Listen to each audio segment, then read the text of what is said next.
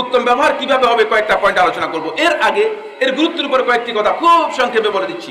এক নম্বর পয়েন্ট হচ্ছে রাসূলুল্লাহ সাল্লাল্লাহু আলাইহি ওয়াসাল্লাম কিছু আমলের কথা বর্ণনা করেছেন হাদিসের মধ্যে, যে আমল সম্পর্কে রাসূলুল্লাহ সাল্লাল্লাহু আলাইহি ওয়াসাল্লাম বলেছেন যে এই আমলগুলো কিয়ামতের দিন মিজানের মধ্যে সবচেয়ে ভারী আমল হবে।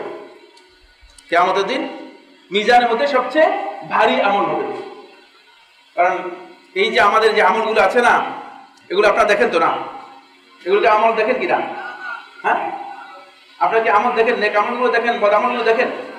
হ্যাঁ, কিছুই দেখেন না। কিয়ামতের দিন এই আমলগুলোকে আকৃতি দেওয়া হবে। আপনারা কি এটা অসম্ভব মনে করতেছেন কিনা? হ্যাঁ, এখন এই পৃথিবীর অনেক জিনিস আছে যেগুলো আমরা খালি চোখে দেখি না, কিন্তু পৃথিবীর মানুষ সেগুলোকে ওজন করতে পারে। আছে কিনা এরকম? অক্সিজেন ওজন করা যায় কিনা? ওজনে বিক্রি করা হয় কিনা? অক্সিজেনকে আপনি এভাবে দেখেন কিনা খালি জায়গায়? এই বাতাসের মধ্যে অক্সিজেন আছে, আছে না? এটা ওজন করা যায় কিনা? আপনি কি খালি চোখে দেখেন কিনা? তাহলে বোঝা গেছে যে আল্লাহ সুবহানাহু ওয়া তাআলা কিছু বিষয় আছে যেগুলোকে মানুষের আমলগুলো, সেটা ভালো হোক মন্দ হোক, মানুষের এই আমলগুলোকে আল্লাহ সুবহানাহু ওয়া তাআলা কিয়ামতের দিন আকার দিবেন, আকৃতি দিবেন। মিজানের মধ্যে আল্লাহ রাব্বুল আলামিন এগুলো ওজন করবেন। এটা আমার আলোচ্য বিষয় নয়। রাসূলুল্লাহ সাল্লাল্লাহু আলাইহি ওয়াসাল্লাম বলেছেন, মা মিন আমালিন আযকালা ফিল মিজানি ইয়াউমাল কিয়ামাতি মিন হুসনিল খুলুক। উত্তম ব্যবহারের চেয়ে কিয়ামতের দিন মিজানের মধ্যে আর কোনো ভারী আমল আসবে না, এত ভারী আমল। সুতরাং আমার বন্ধুগণ, অনেকেই উত্তম ব্যবহারটাকে খুবই ইগনোর করেন, খুবই তাচ্ছিল্য করেন, খুবই ক্ষুদ্র মনে করেন। আপনি দেখবেন আমাদের ভাইরা নফল ইবাদতের প্রতি গুরুত্ব দিচ্ছে, নফল সিয়ামের প্রতি গুরুত্ব দিচ্ছে।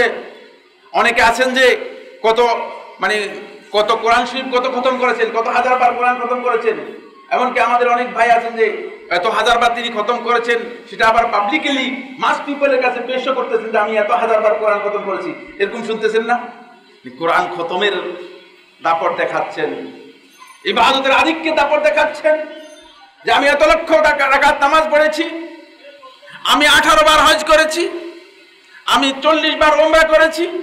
এগুলো আল্লাহ তাআলার কাছে কোনো বেশি গুরুত্বপূর্ণ বিষয় নয়। কিয়ামতের দিন মিজানের মধ্যে সবচেয়ে ভারী যে আমল আসবে, আল্লাহর হাবিব সাল্লাল্লাহু আলাইহি ওয়াসাল্লাম বলেছেন, সেটা হচ্ছে আমার বন্ধুগণ, এই যে আপনার উত্তম ব্যবহারটা যখনই দেয়া হবে মিজানের মধ্যে, আপনার মিজান ভারী হয়ে যাবে। সুবহানাল্লাহ, এটা কিয়ামতের দিন সবচেয়ে ভারী আমল আসবে। এটা এত মর্যাদাপূর্ণ আল্লাহ তাআলার কাছে। রাসূলুল্লাহ সাল্লাল্লাহু আলাইহি ওয়াসাল্লাম হাদিসের মধ্যে বলেছেন।